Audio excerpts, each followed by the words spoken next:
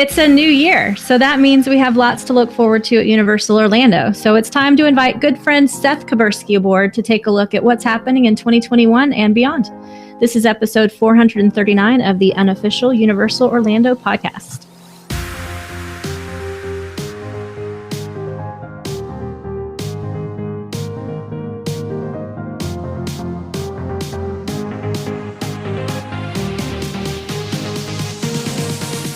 Hello, everybody. This is Michelle, your favorite new host. I like it. No comments. So I guess it's true. I am the favorite. And with me, I have the other favorite, Tracy. Oh, hello, everyone. But she's the only one being nice to me today. So Tracy. Hi. And somewhere across the pond, we've got Lee. Hello, everyone. And way down in southern Florida, we got Mr. Chris. Hey, Lee, remember that movie, This Is 40? No, actually, I don't. Everybody was so mean in that movie. I'm staying out of it. Oh, gosh. And also hailing from sunny Florida, we have Mr. Seth Kubersky. Can I please be your favorite guest, if that means that I don't get made fun of, please? You are. Listen, you're my favorite overall right now, because let me be honest, all three of them haven't been nice to me tonight. Oh, I think you've just upset Tracy. I don't think she's been nasty to you at all. I think Who? we are recording this today Tracy. on Martin Luther King Jr. Day, and we should all, in the spirit of that great man, come together in harmony and love. Amen. There you have it. So, can someone please start talking about what we have to look forward to in 2021? I mean, Seth, this is a weird year because normally we go into a new year knowing there's kind of stuff coming and, you know that this is going to be going about. And this year's still very much kind of on hold a little bit. Sure. Yeah. I mean, Universal is already famous for not telling us what's happening until it's already happening. Yeah. But this year, I think, will be more than ever a lot of uncertainty, at least until maybe late in the year. Once the vaccine for the virus is widely distributed, I think things will settle down a little bit more. So, by the summer or the fall, we might have a little more confidence in what's going on. But for right now, you're right. We know one big thing is definitely happening. But other than that, there's lots of question marks. Yeah, I mean, it's interesting to see what they're doing with Mardi Gras this year. Obviously, the first major event at the parks this year that is still going ahead, but it's obviously a very different event than it would be. Mm-hmm. It looks like Universal looked at the success that they had with the Halloween and Christmas events and said they're going to double down for Mardi Gras. So while we don't have the traditional parade, you're still going to get to see the floats all around the park. And more importantly, you're going to have a lot more opportunities to buy different international food. It's almost like Universal looked at the money that Epcot was making on their food festivals and said, we'd like a little bit of that. Yeah. And I don't know about you. I got an annual pass holder survey years ago asking about an event exactly like this, expanding Mardi Gras with more of a focus on food. And that was long before the pandemic. So obviously this is an idea they've had on the back burner for a while. And this is a perfect opportunity to bring it out. The only thing I don't know about is if all of the parade floats are just going to be out in the streets or if they're going to do anything inside the soundstage like they did for Christmas. Because I really liked that soundstage walkthrough that they had for the holidays. I think when you look at with no international travel at the moment, doing something like this is perfect because you'll probably find it'll be a lot of local residents and annual pass holders that normally only get to see the parade as it goes now get to be up close and personal with those parade floats, which is cool. I thought it was kind of funny. Obviously, these kind of things are planned out weeks or months in advance. But it was ironic that Busch Gardens Tampa announced an almost identical Mardi Gras food event just a few days before Universal announced theirs. Okay. I know I will be looking forward to buying a tasting lanyard. I bought one last year for Mardi Gras when there were a lot fewer booths to use it at. I didn't actually end up using it all before the event got shut down. So I'm looking forward to getting a new one and taking full advantage of it. Yeah, because it seems to be that the food on offer this year, because last year they did it in phases, didn't they? They had like a 2-week phase and then they switched it out for something. Like they had the usual stuff and then they had like they had one stuff. rotating international booth. But it looks like they're taking those kind of recipes and spreading them out all over the park. Yeah. It'll be nice to not have it all crowded in that little corner of New York. Yeah. Yeah. Yeah, and that was going to be my question. Are they going to spread it out all over, kind of like Disney does? Or because surely they don't want everybody crowding in that one area. I haven't seen firsthand construction on booths in the park yet, but I do know that the press release said that the food will be all around the park. Good. So that says to me it won't just be focused in New York, which is great for social distancing. Yeah. That New York area. The only other thing, I didn't see an announcement about what time that's going to open. I know in the past, a lot of times those food booths haven't opened till 4 p.m. Yeah. And that's not going to fly when the park is closing at 5 or 6 p.m. No, that's true. Right. No, and you haven't got the parade I want going on. beignets for breakfast, damn it. Yes. Right? Yeah, I think it'll help. Like my complaint of coming over for Mardi Gras last year was like you do Halloween Horror Nights and it's virtually the entire park, and the same for the holidays. Whereas Mardi Gras very much is focused at the front of that park. So this pushing it out around the whole park will be much better, in my opinion. Yeah. Mm-hmm. Well, it's also good from the perspective of touring the parks just as a normal day, because part of the fun for Epcot is, you walk, you get a snack at one booth, you'll walk a little, you might do a ride or a show, and hey, I'm ready for another snack, and there's another food booth. So it kind of makes sense to experience the festival as you're touring the park normally. So this will be a little bit easier too, and I think I would think it would up the proceeds from the event, having it spread out that way, because otherwise, you go over to the other side, Men in Black or Diagon Alley area, and if you want a little snack from Mardi Gras, you got to come all the way back over. Yeah. And then go back again. So that's a good point. And people are lazy. Yeah. Yep. Me. Yeah. I'm the one that's lazy. Yes. Yes, we know Michelle. Michelle won't even do the 10-minute walk from the Hard Rock Hotel. She'll jump on the water taxi. That might be true, but no, I do also do the walk. However, I don't want to walk all the way to Royal Pacific like you did. It's like an extra 5 minutes. Short walk. It's a lovely walk.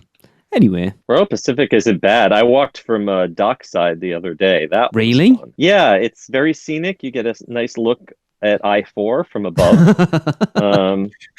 It's exciting with cars driving past you at 60 miles an hour. How long is that walk? You know what? It's not really any further than walking from Cabana Bay. Okay. It took just under 25 minutes, and that's with some really long crosswalk lights. Really? Yeah. That sounds shorter than it should be. It's not bad. I mean, it's a straight shot, but there's no reason to do it because the bus only takes 7 minutes. Was the longest I timed the bus at. Okay. Yeah, I'm excited. If everything goes to plan, we're supposed to be staying at Dockside in October, and it looks really, really nice. It looks great. Well, see, that is something new to look forward to for you in 2021. Yeah, yeah, it looks really, really nice. I'm quite impressed with it as a budget hotel. It looks Universal standard. Yeah, the rooms themselves are pretty much identical. Slightly different decor, but the same layout as you had over at Surfside. Yeah. And it's got the same issues. I think there were enough complaints about the towels and the pillows that they might have upgraded them a little. Okay. The walls are still really thin, but you get a lot of space for the money. And I think that the lobby and especially the food court are even better at Dockside than at Surfside. Highly recommend the fried chicken. Oh, Tracy's all about the Bubba Tub. Oh, yeah. You're just going to get a bucket carried around with you. Yes. And I have 2 hands. Yeah. Michelle, you're staying there in what, like a fortnight, 3 weeks? Yeah. Yeah, 3 weeks. She had to one-up us and get there before we did. Well, you kind of threw me under the bus a little bit on our last episode, so I had no choice. So I suppose moving on, you hinted about it at the beginning, Seth. The big thing this year, do we have any idea when the Jurassic Park coaster's opening? The what? Well, the official word is summer 2021. I think we need him to say that word before you answer it. What now? So it's a standing joke on the show, Seth, that I don't like the name of that ride, and I will not name it. The Jurassic World Velocicoaster? Yes. The what now, Lee? You know what it is. No, Come on. I can't hear Seth. It's just a terrible name. It's a terrible name. I think it's pretty great. I don't. What else do you want to call it? It's a velociraptor. It's a roller coaster. It's a velocicoaster. Exactly. I know, but it sounds something more like Busch Gardens would come out with. I'm buying you a shirt from there, Lee. Sending it over to you. And you're gonna wear it, my friend. So yeah, the only thing they'll tell us is summer 2021. Summer sounds like an awful long way away, yes, considering that they are running trains on that almost daily. Yeah. You can see it testing, and even sometimes more than one train on the track. I believe they've gotten to that point. So I'm looking forward to sighting some live human beings on there, as opposed to just empty trains or water dummies. That will be the sure sign. I really think that if we have any kind of spring break crowds, they're going to want to soft open it for them. That's my guess. I really think Memorial Day weekend would be a great time to have it officially open, because that's kind of the kickoff for summer. So for those of us that don't live in the US, when is that? That's at the end of May. Okay. That's the last weekend of May. That's still quite a way away. I don't have any official information saying that. It's just my gut feeling. Yeah. But they are, they are doing everything they can to get this thing tested and ready to go. I don't think they want another Hagrid situation. Yes. They do not want to have people show up for 7-hour lines and only being able to dispatch one train every 10 minutes. Yeah. They want this thing running great by the time that, the press shows up. Which they should do. I kind of have the opposite thought, that they wouldn't open it on a really busy holiday weekend, because they want to try to circumvent all these major crowding issues. So don't you think they might open it on a not so ordinarily crowded weekend, so that they can maintain I'm sorry. crowds a little better? Yeah, I wouldn't expect them to hold a grand opening on a holiday weekend, but I think that's kind of like the target of when they want guests to be able to get on this, especially if they do have big crowds coming in. One more thing to soak up the crowds would be really helpful. It looks really cool, but I have one issue with it, and I don't like the way that double helix at the far side butts up against the patio at the Three Broomsticks. I really do worry how much it's going to impact that space, because I love it out the back of there. Yeah, I think the days of that being quiet and secluded is going to be over.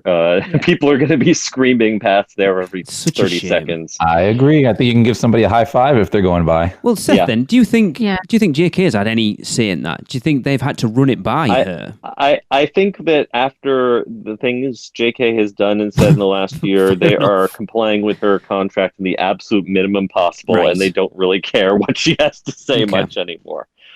That my feeling.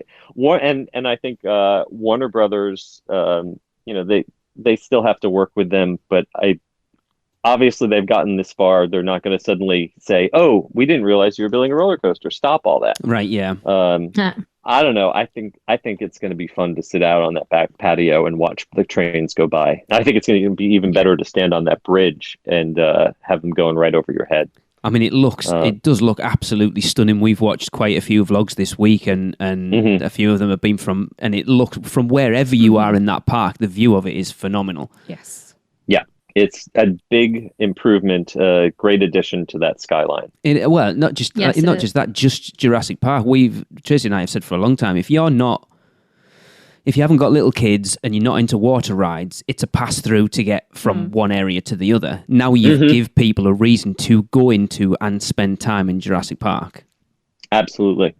Now I hope it motivates them to give a little TLC to the Discovery Center and then the river adventure. Yeah. I'd like to see that. Because, we've got Raptor Encounter and Velocicoaster, which are both world class, and then you've got a couple things that are very 90s sitting right next to them. I see what you did there, Seth. I see what you did. World class? Jurassic World class? Oh. But yeah, it's interesting because it's weird now because you've got that mixture of Jurassic Park and Jurassic World. It is kind of odd. Mm-hmm. Well, I'm not holding my breath for River Adventure to be completely converted into Jurassic World anytime soon, like they did in California. Really? I think we're going to see a mix of the two, kind of blend for a while. Okay. But maybe a few years down the road, that could happen. I mean, that's the thing. It's an easy way of freshening up an area that you've already got in the park, but make it relevant because it wouldn't take that much, really. let's wait for them to get Jurassic World in California finished and working, and see if people like it. Is it still not? Because the halfway version kind of got a lot of mixed responses. So if and when Hollywood ever, it will eventually reopen, and when it does, let's wait and see what the ride looks like then. Yeah, but it looks awesome. Michelle has one concern about it, don't you, Michelle? The Velocicoaster? Yes, that ride. Is that the ride we're talking about? That's the one we're talking about, yeah. I don't have as much of a concern about it anymore. I'm not a big fan of really steep climbs. Not so much the steep drop, but the steep climb kind of gets me, which is why I don't do Rip Ride Rocket. But having sat and watched the cars actually go on this one, you get up that hill so quickly. You don't even see it really coming. So. I find Rip Ride Rocket a little uncomfortable because it's such a slow climb, and I feel like I'm sliding backwards out of my seat. Yes. Whereas this is going to be a launch, and it's going to, kind of push you down into your seat. And I think you're going to be up over the top of that hill before you know it. Also, Lee and I noticed what we were watching the other night. It's actually not as steep as we first thought, is it? Yeah, I mean, not as, I thought it was, just trying to describe it, like a narrower hill, and it's not. It's quite... Yeah, I don't think it's one of those, 110 degree beyond inverted type things. No. It's not like something like Top Thrill Dragster where that top hat's really sort of, it's really like a narrow... It's like going over a skyscraper. It's a hump rather than a spike. It's more of a hill. Yeah. I'm telling you, the pictures make it look a lot scarier than it is. When you sit and watch it in person, it really doesn't look as bad. Yeah. And to be honest, by the time you've gone, oh crap, I'm on that hill, you're already over it coming down the other side. So I know my favorite. The part that looks scarier is the part, there's a technical term for it, but where you're hanging upside down for a while. Inverted stall. Going straight. What is that called? Yeah, that looks a little bit scarier than the hill does, honestly. They're awesome. A long stall. Yep, you better make sure that you don't have anything loose in your pockets on that one. I think I know my favourite bit's going to be the barrel roll over the water. It's like my favourite part of the Hulk is where you go through the mist tunnel, just because you're interacting with something other than just normal. And I think that barrel roll over the water is going to be stunning. Yeah. And having complained about the fact that Islands of Adventure doesn't open late much, another ride they've installed with a decent light package, that park needs to start staying open later. Yeah, I really wish, if they were going to stagger the closing of the parks, I wish it wasn't just a 1 hour stagger. I wish open Islands of Adventure at 11 a.m. like they're doing with the Epcot, and keep it open till 9. That would make me happy. But in fairness, not even just because of COVID, Islands of Adventure never really closes late. I think the latest we've been in there was, funny enough, when we were over in February, we did Hagrid's at 10 p.m. But normally it's 7 o'clock normal time, which is, it's not late enough for that park, because that park looks amazing at night. Yeah. I agree. So are those the only two things for sure that we know are happening in 2021? Yeah. Pretty much. That's crazy. We expect that there's going to be some sort of Halloween. Hopefully... we will be able to get to see the houses that we were supposed to see last year in their full glory without plexiglass, if things are looking better by the fall. If not, we might see another Halloween light, kind of like we saw this year. I'm sorry, I saw last year. I still do that. And the same thing for the holidays. I'm hoping that by the end of the year we're able to go back to a little more normal events. But, I think they're going to hold off on making that call until the absolute last minute. Yeah, it'll be interesting because obviously looking at it from a point of view as an international visitor, if the US was normal, but you were still not allowed international travellers in, do you think that would influence the decision to go ahead and do a full Halloween Horror Nights or not? I think they get enough local and domestic attendance for Halloween Horror Nights to still make it worthwhile if you're able to do a normal capacity event and you just don't have people coming in from overseas. I would think that it would still be worthwhile for them to do financially. There's so much pent up demand, and especially since they already had to kind of bail on their big 30th anniversary, that they this is their last chance to kind of pay off that anniversary in 2021. So I think they're going to do everything they can to have as much of a normal event as possible. But, you know, I've given up trying to make predictions about what the world's going to look like in, in 6 Quite days, wise. much less 6 months. Okay, time I for think you. Lee was looking for confirmation bias that the event would not happen if he wasn't there. Yes. It's just, I think they're going to be like, nope, you know, Lee can't make it. We're just going to scrap it. We don't want him to miss out. It's just that, like, we speculated last year whether the event was going to go ahead or not, and we kind of knew it wouldn't because we just couldn't see how it could go ahead. Whereas this year, the world's going, you would think by that point the world's going to be at least semi-normal, but whether we'll be able to still have international travel or even be comfortable enough to go, or it not be an absolute ball ache to get there, and it still go ahead. And that's the thing. Once travel starts up again, how much is it going to cost you to fly? You know, I know Norwegian, which is what I flew to Europe the last time I went over, is no longer going to fly to America. And, you know, even if you weren't flying them, that's competition for whoever you were going to fly. Well, here's an interesting fact for you then, Seth. We've already booked our flights for November. Excellent. And they were cheaper than we paid when we came over for the Weekender in 2019. Interesting. Because you're buying now when no one can actually go anywhere. Quite possibly. I think that once restrictions are lifted, you'll see prices probably spike. Yeah, I was determined I was having them whether we were getting there or not. But it's just, it worries. Like, it's Halloween Horror Nights 30. It's such a big event that you want it to be the best it can be. I'm sure they don't. Like, we know a lot of the Halloween Horror Nights creative team. They won't want to put on a half an event for such a big milestone. Sure. No. But, you know, I think we all have to accept that, you know, we're not going to get back to 100% normal quickly, or maybe not ever. Like, but if we can get 90% or 80% of the way there, honestly, after the year we've had, that's good enough for me. Absolutely. Like, you know, back in October, you know, the couple of houses they put on for Halloween Horror Nights, you know, it wasn't the real Halloween Horror Nights, but I was grateful for what we got. And I think whatever they do manage to put together, I'll be happy with it. Yeah, the perspective you come at it from. This last year has all been about lowering my expectations. Yeah. At this point, I have none. It's just crazy, isn't it? It's like, it's weird now that you look at, like, we watched Zoe, who was at the Weekender with us. We were watching, she's been putting up her vlogs from 2019, and we were watching one, and it shows you how ingrained social distancing in the theme parks has come. That Tracy was watching, she was in Hollywood Studios, and she's like, oh, there's not a lot of social distancing going on there. And I'm like, that was like last year, Tracy. No one's wearing a mask, right? I was on my soapbox again.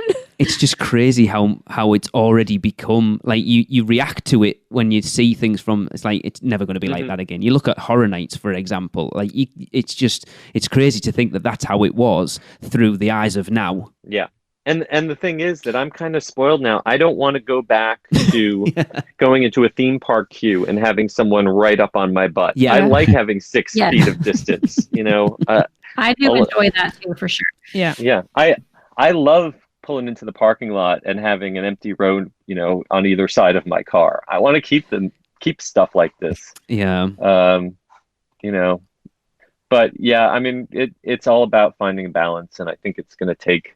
It took us a year to get into this, and it's going to take us another year to get back out of it. Well, and because we've all of this new behavior has become so ingrained, like you mentioned, Lee, I believe that Halloween Horror Nights this year would be a lot more plausible than it was last year, because last year there were so many people still fighting the rules and still not used to it. And, you know, now everybody's used to it, you know, so I think that people would be much more apt to follow the rules in order to make the event safer. I just hope I hope there's an actual event. I don't want 3 houses open during the day. Just let it be an event. And to be honest, well, for one, Universal is kind of signaling that they think that there will be an event because they are selling premiere passes, and in the contract for the premiere pass, it says you get a ticket to Halloween Horror Nights 2021. Now, obviously, they can change that just like they did last year, but it shows that they at least, expect there's a good possibility. They're not just going right off the bat and saying we're given the 1 day 2 park friend ticket again, like we did. So that's a promising sign. It is, because that was a mess last year with them having to compensate people. From my perspective, it was a bit of a mess. So I would assume they would want to avoid that at all costs. Again, so if they for them to keep that benefit in there, I believe is a pretty good sign. Yeah, but then the problem is you've got too many people that if they left that out of there would jump on it immediately, like, oh, Horror Nights isn't going ahead because they've left the ticket out. Yeah. You know what the fanboys are like? They leave a little disclaimer, subject to change. Yeah. Well, yeah, it's always had that disclaimer since the beginning. So, but it's right though. If they left that off there, someone would pick up on it and it'd be all over the place. Everyone's going, "Oh, Horror Nights isn't going ahead because they haven't given you that benefit on the Premier Pass this year." True. There's always going to be a blogger saying something, no matter what. Oh yeah. All right. Well, is it a good time for a little ad break from our favorite sponsor? Yes, I'd love to hear from Robin. So we're going to cut Lee off right now and go to our sponsors. Have you taken a stroll down Diagon Alley and visited Gringotts Bank? Taken a ride through New York with Jimmy Fallon? Visited the Truffler Trees in Zeus Landing or hung out with a real-life Transformer? No? Then what are you waiting for? At Universal Orlando Resort, there truly is an option for everyone. Or if you're leaning a little more towards pixie dust rather than ones and portions, Disney destinations around the globe await your arrival. No matter the adventure, our sponsors have you covered. Be sure to let the experts at Mouse Muggle Travel Company take care of all your travel needs. Earning the distinction of being an earmarked agency specializing in Disney destinations, as well as becoming one of the first to be named a U Preferred agency with Universal Parks and Resorts vacations. Mouse Muggle Travel Company will ensure you receive top-rate customized service. Just visit mousemuggle.com to fill out a non-obligation quote request, or send your request to info@mouseandmuggle.com. Their team can take care of you no matter where in the world you go. With a flick of their wand and a little bit of pixie dust, the process will be so seamless, some might even say it's simply magical. Welcome back. Now it's time to take a look and speculate about what we hope is going to happen in 2022 and beyond, actually. So, Epic Universe, guys. Is this something that is scrapped forever, or can we genuinely hope that this is going to happen at some point? I mean, it wouldn't be the first time that Universal have scrapped parks that they were going to build, but I hope not. The last time that they owned expansion land, it sat there with really no work done before they sold it off to someone else. Yes. That's not the case here. They've, even though the theme park work isn't going on, there's a lot of infrastructure work that is still going on. Okay. They're just permits issued within the last week or two. The work on the road for the Kirkman Road extension that's going to go through the land is still going forward. Okay. Good. They got a lot of taxpayer money to work on that. And, even if the theme park gets pushed back, they still have permitting to build hotels there. And, I think that the timeline for what happens there is going to be pushed back, and some of the IPs that, we originally thought might be there could shift. But I'd say by 2030, there's going to be something there. Yeah. It's not going to be 2024 or 2023 like we had hoped. Yeah. But by the end of the decade, I'd be willing to bet that there's going to be something there. Oh my goodness. So long. Being very sad over here, hearing 2030. Yeah. Well, don't quote me as in nothing's happened. I'm just saying that push back all the timelines that you had heard before the pandemic by 2 or 3 or maybe 4 years. But you were also not talking 20 years. No. Yeah. No, and it's such a shame because it's like we haven't seen a new theme park built in Central Florida since, what was the last one? Was it Islands of Adventure? Volcano Bay. You consider that a theme park? It's a water theme park, Seth. We've had this conversation. Yeah. And the Wizarding World of Harry Potter is a land, is a park within a park or whatever. But yeah, if you want to talk about to talk about an actual theme park, we haven't seen anything since Islands of Adventure, which is over 20 years ago at this point. So it was like really exciting, and then to happen, and then push the pause button indefinitely. I think we're actually better off with it being Universal rather than Disney. I think if it was Disney, we would see it pushed off a lot longer. Comcast seems like, even though they're being cautious right now, or they're being prudent, I don't think that they're going to totally shut off the flow of money. I think they have seen, the kind of growth they've had over the last few years. And especially if Disney starts, slowing down all of their projects, if things like Guardians of the Galaxy and Tron aren't going to open now until 2022, 2023. It leaves a window for Universal to make some more gains in market share if they continue to invest. That's what I hope that they do. Yeah, we haven't talked about it yet with the announcements that Disney made about their hotels last week. I think that potentially will push people over to Universal, because the on-site hotels at Universal look like a better proposition now than the Disney ones. Yeah. The loss of the Magical Express, which people thought of as free transportation from the airport to the hotels. Obviously, it was never free. It was always just baked into your room rate. But, people weren't thinking it the same way, parking, when Disney started charging for parking and people revolted. You were always paying for it. You just didn't know you were paying for it before. You're right. I didn't know I was paying for it. If it was baked in to those hotel prices, then you would expect, okay, they're taking it away. Well, at least the hotel prices should go down. Yeah, that's a good point. But yeah, I mean, excuse me, I have to laugh for a while now. But listen, that's the issue. And then that's the issue from a travel agent perspective too. Their prices are insane right now to stay on property with zero perks. So I have clients jumping ship like crazy going from Disney to Universal because the perks are unrivaled. Because the two major perks for staying on site at Disney were always the Magical Express and the Extra Magic Hours. Yep.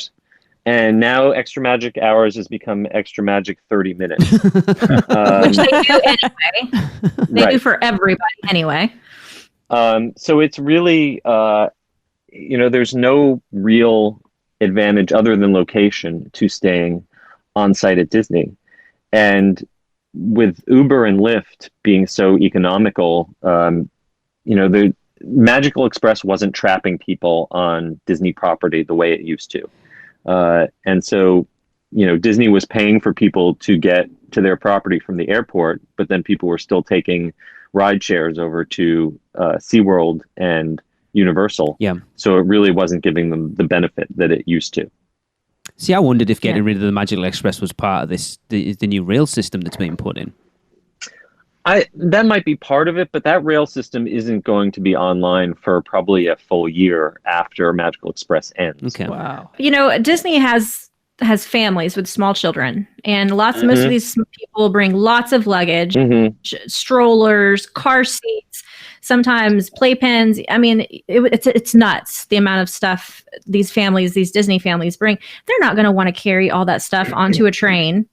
When you had it Magical Express, not only was it free transportation, but you never touched your luggage once you dropped it off at the airport. And that was a huge benefit for these families. That's out the door, even with that rail system in place. Yeah, once when they brought back Magical Express, when the parks reopened, they never brought back the luggage service. Okay.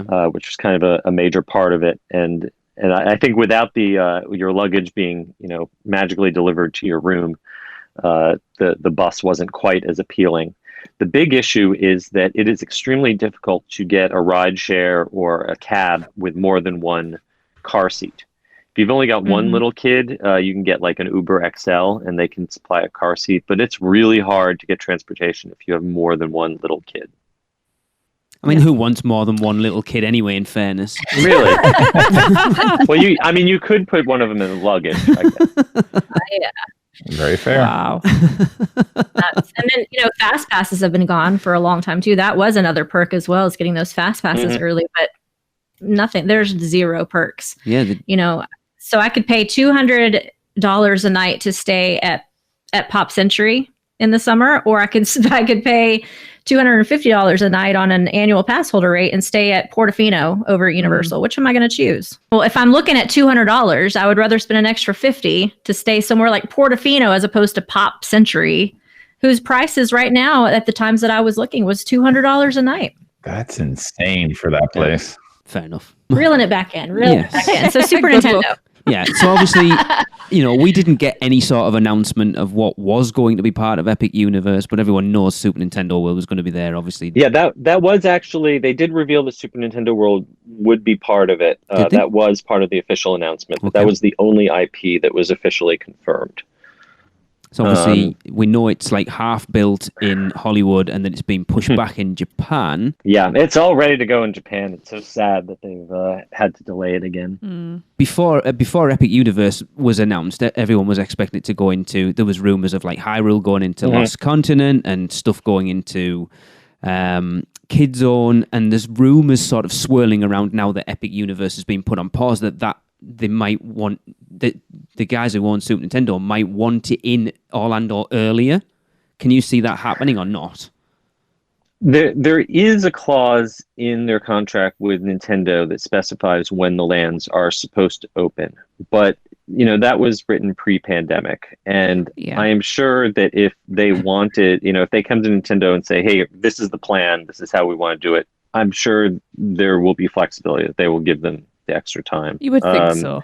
Yes, it's bounced back. In fact, I remember a time where there were construction walls around Kid Zone, and it looked like it was going to start construction there any day. When those construction walls go back up at Kid Zone, that's when I will believe that it is going back to Kid Zone. Enough. The problem with taking that project out of Epic Universe is that you have to find then an anchor of equivalent, scope to replace it.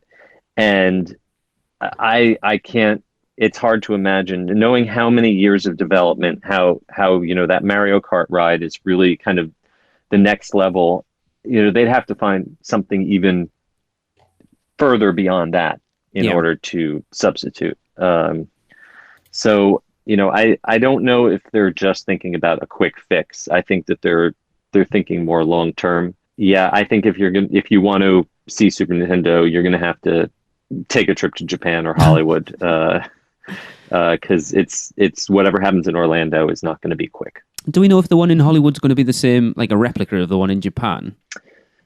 So from what we can tell, they are going to have the Mario Kart ride, which will be pretty much identical, and they will have basically all of the same interactive areas, but they're not going to have the Yoshi Omnimover ride, because that's very similar technology to the Secret Life of Pets ride that is all ready to go. There is a possibility of an expansion in the future that would add a Donkey Kong attraction. Yeah. But Hollywood is pretty tight on space. They'd have to take out some more sound stages to make that happen. See, it's so weird trying to talk about beyond this year, because normally there's always a lot of stuff on the horizon. We just don't know like anything really at the moment. Well, and it's hard because a lot of the people who would be making those plans for the future, they're all laid off. The places like Universal Creative, they've got a skeleton staff right now that's, just keeping the fires going on the current projects. But the people who would be doing the blue sky for, what comes 5 years from now, a lot of them are looking for work. That's sad. That's really sad. We've had Patrick Braillard on the show after he got laid off. We've got another one lined up. I won't mention him yet because I like to keep it as a surprise. But it's quite surprising, some of the guys from Universal Creative who have been laid off. Like some big names. Shocks. If you follow, if you know your theme park creators, the people that have gone, it's genuine shock. It's not just Universal. Over Disney, you haven't heard as much about layoffs, but you have heard a lot of big name Imagineers who are retiring. And these are people who are not like ready to go to a rest home because they're, so old. Joe Rohde and, Kevin Rafferty, these people are like kind of at the peak of their talents. And if nothing else, you'd think they'd want to stay around and mentor the next generation. And instead they're, taking retirement packages. And heading out the door. The one thing about Epic Universe getting knocked on the head a little bit excites me for Halloween Horror Nights, because obviously Mike Aiello's been pulled off Epic Universe now and sort of pushed back into Universal Orlando, which kind of excites you for Halloween Horror Nights a little bit, if he gets to have his hands on it. Yeah. Well, he lost a bunch of good people who were taking care of Halloween Horror Nights for him when he went off to Epic Universe. So I think that while that project is on pause, he's going to kind of be needed to helm that ship again. He had sort of built up this team that could handle things without him, and a lot of that team is now gone. Yeah, I think a lot of people, I know Darren commented specifically that once Mike stepped away, you definitely felt that his touch wasn't there. Yes and no. Obviously, whoever is the lead on something, they've got an influence. But Halloween Horror Nights has changed so many times over so many years. You could say the same thing when, Julie Zimmerman left, or Adrian Lepeltier, or any of the people who were influential in the early years.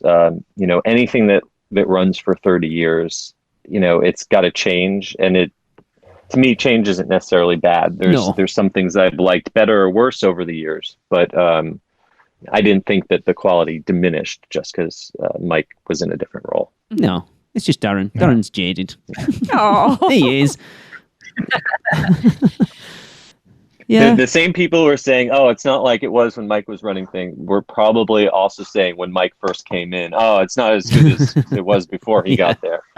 It's funny, actually. We had a roundtable discussion about Horror Nights not that long ago, and Tracy and I went back and watched some footage of Horror Nights when we first came over in 2004, and that event has changed.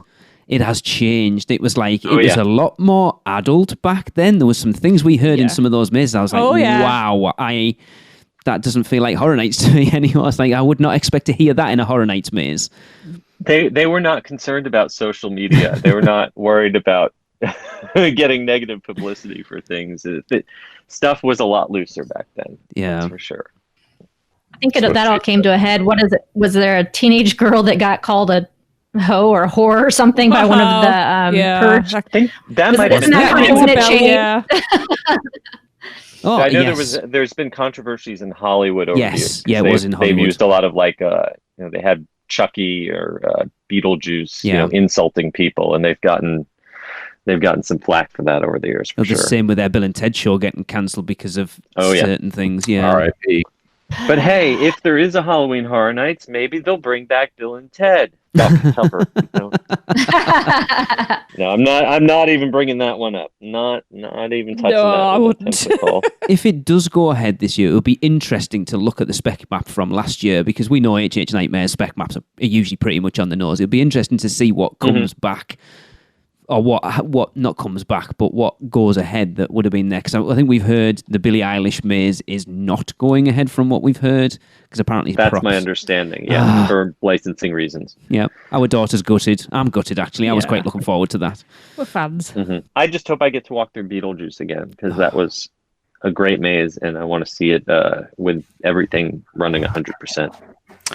Like that subtle flex again. I never got to do it. Seth. You're killing me, man.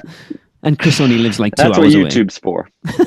You know what? I still haven't even watched that. I really just want to go through it myself. Yeah, me too. And get that experience. It looks. I saw the first 10 seconds, and I'm like, nope, not doing this. I watched the Tooth Fairy walkthrough, but I won't do the Beetlejuice one.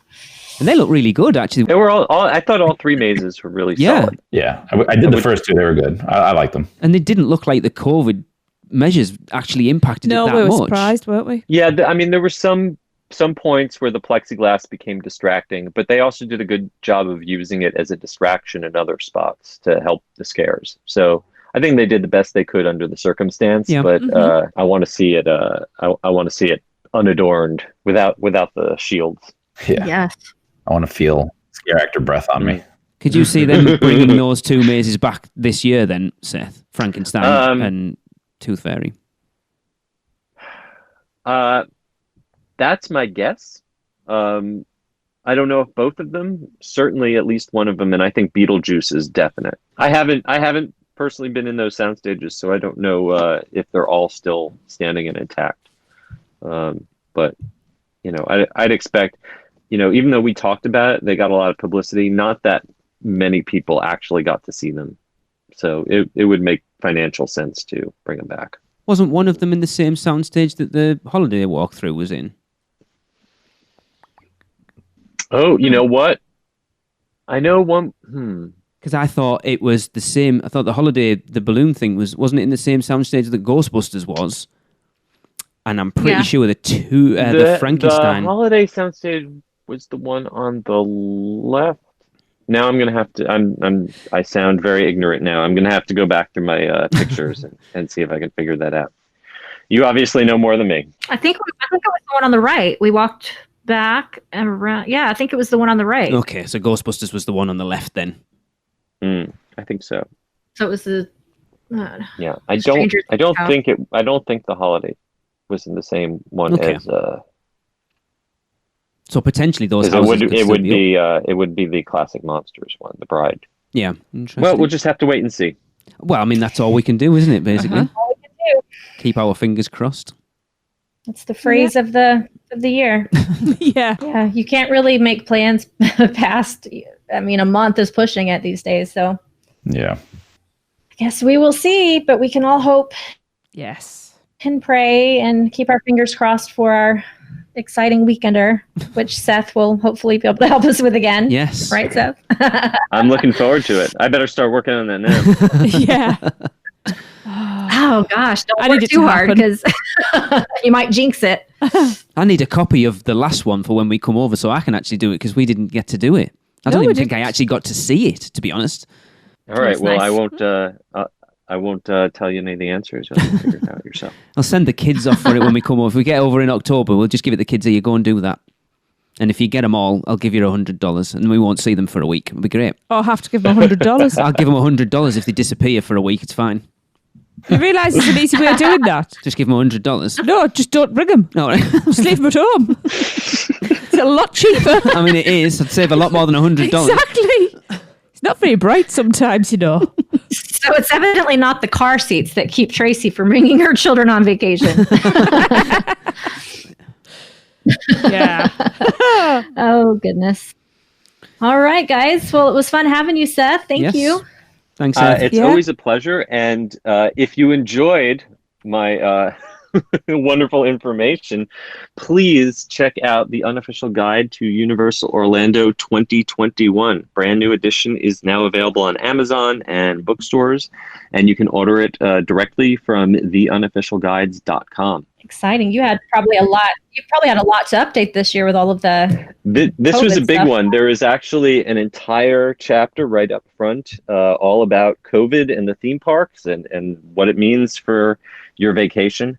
And then all through the book, we actually have a new little COVID cartoon character. He's a little guy wearing a mask, and you can flip through the book, and anywhere we have new information about COVID in the parks, you'll see his cute little face. Yeah, it's like a historical piece. Yeah, this will be a collector's edition. Hopefully, I will be able to go and delete all that out next year. That would be awesome. Awesome. So grab it while you can, guys. While we're on, I've got a bit of a testimonial because we actually received a SpeakPipe message, and I was going to share it on the show, but it never really felt natural. So while you're on, Seth, we got a message from Michelle McDonald, and I am going to play it. Hi, my name's Michelle. I'm from the States. I've been a fan for a long time of the podcast, and I'm very, very excited because I just received in the mail my 2021 unofficial Universal Orlando guidebook. Just had to share with someone who would care. Yeah, so I just had to share it with someone who cares. I think it's awesome that she received her copy because I have not received my copy. Why is that just typical? I thought you'd like that. That's awesome. That makes me very happy. Yay. So good.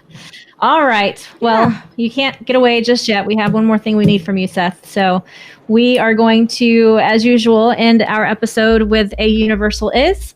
And this one's going to be supplied by Seth. But if you want to be involved, all you have to do is drop us a message to podcast@uuopodcast.com or send via Facebook, Instagram, Twitter, whatever you use, what you think Universal is in 3 words or less. So Seth, it's over to you.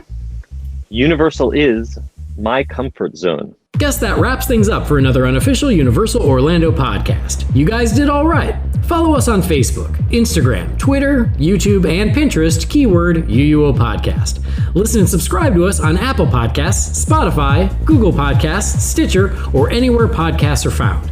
You can find our blog at uuopodcast.com. Send us your spews, which Lou gets your poo recordings, questions, or comments to podcast@uuopodcast.com. Check out our friends, the Theme Park Duo, and our awesome sponsors, Mouse and Muggle Travel Company. So, until next time, don't give up your day job. Say cheese. See you later.